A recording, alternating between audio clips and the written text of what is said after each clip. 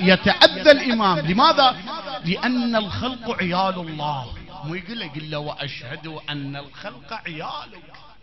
إذا الشخص يتأذى الله يتأذى، لأن الله خالقه. هسه أنت عندك ألعاب وصناعة أنت صنعتها بيدك، ويجي واحد يحطمها قدامك، ما تتأذى؟ هذا دين الرحمة، وهذا دين المساواة، وليس دين القتل ودين البطش ودين السب والدين السبي للنساء.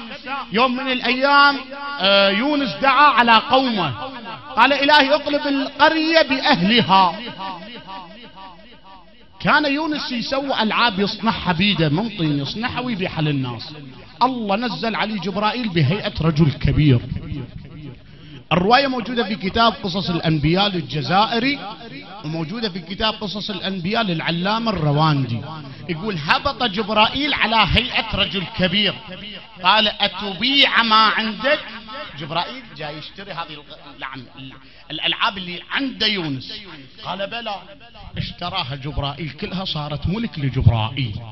جبرائيل لزم الألعاب وحطمها. قال له اوقف، انت قاعد شو تسوي؟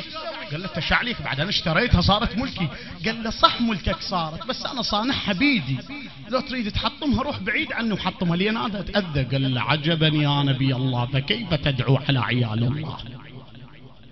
تأذيت على ألعابك وهو ملك إلك، كيف تدعو على عيال الله؟ وأشهدوا أن الخلق عيالك. ولهذا أنت الشيعي إذا تأذيت صاحب الزمان ما يتأذى، يتأذى صاحب الزمان، ينوجع صاحب الزمان. لماذا؟ لأن قاعدة تقول المتصل مع المتصل يعطي لنا متصلا.